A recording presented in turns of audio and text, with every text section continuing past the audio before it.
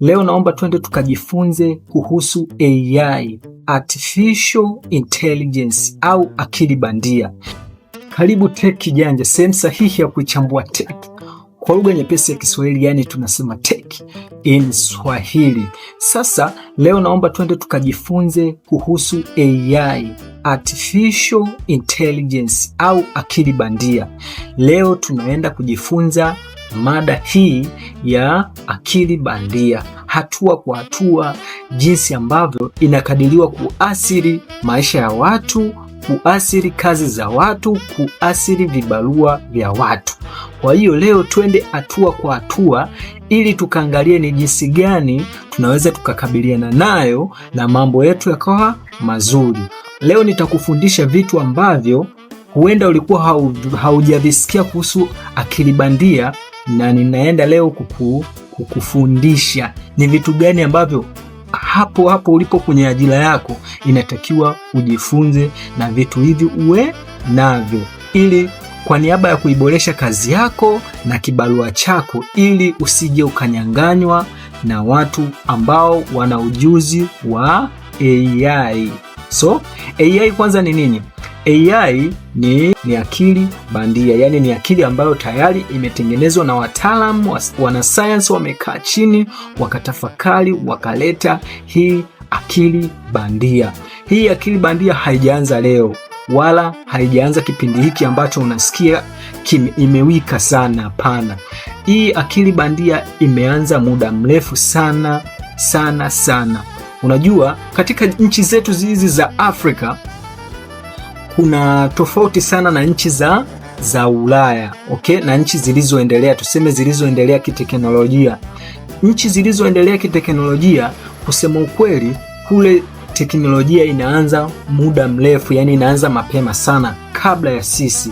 Unaona, sisi huku Afrika teknolojia inakuja kuadapti, yani takriban tumeachana kati ya miaka 5 mpaka 10.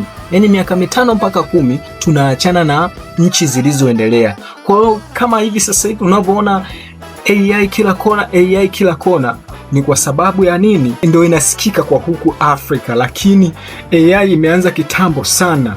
Na kama utakuwa wewe ni mtazamaji wa movie, utaniambia hapo kwenye comment kuhusiana na AI. Mfano, ngoja nichukulie baadhi ya movie ambazo zinasadikika kabisa kuwepo na AI, japo watu walikuwa hawajafanyaje, hawajazijua. Tuchukulie movie kama Fast and Furious.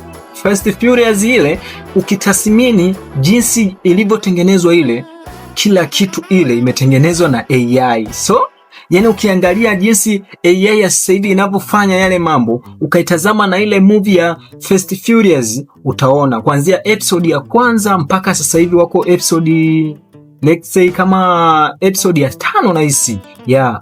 Haya, tukitoka kwenye hiyo episode utakuja kuangalia kuna episode nyingine imetoka 2013 mwishoni, ambayo inaitwa The Adam. The Adam ile imechezwa na The Rock. Sasa The Rock, ukiangalia ile movie, The Rock ameigiza kama jambazi mkuu, okay? Ukiangalia ile movie, teknolojia iliyotengenezwa mule ni teknolojia ya hali ya juu sana. Ukiangalia kwenye ile movie, The Rock ameenda future miaka ya 2050, okay? Movie ilitoka 2023, lakini hatujajua ilitengenezwa muda gani. Lakini ukitathmini mandhari ya ile movie, inaonyesha kwamba yule alienda future ya 2050. So, ukiangalia sasa kwenye ile movie The Adam, utagundua kitu kwamba ile teknolojia iliyotengenezwa mule haina tofauti sana na teknolojia ya AI, okay? Kwa hiyo kama ukijaribu kutathmini hapo, utakuja kuadapti kwamba AI haijaanza leo.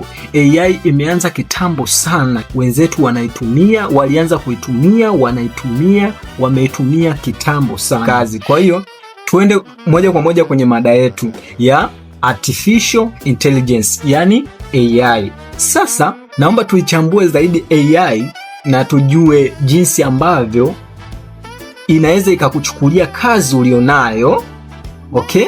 Akapewa mtu ambaye ana ujuzi, sio AI, ana ujuzi wa kuitumia AI. AI tushasema ni akili bandia. Sasa akili bandia maana yake hii akili inaongozwa.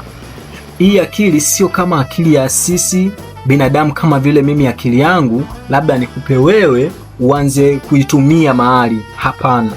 Lakini hii akili bandia ni kwamba ni akili ambayo ukiadapt, ukichukua, ukajifunza, maana yake tayari unaweza ukai-knowledge alafu ukaenda ukaitumia mahali na kuboresha baadhi ya vitu vyako na baadhi ya kazi zako. Okay? Ndio maana ikaitwa akili bandia. Na akili bandia ni mkusanyiko wa akili nyingi. Naomba tuzungumze kwamba artificial intelligence, yani AI ni mkusanyiko wa kabila nyingi wa binadamu wengi, ndio maana wakapata hicho kitu. Mpaka sasa hivi nasema hivyo kwa sababu ya kitu kimoja.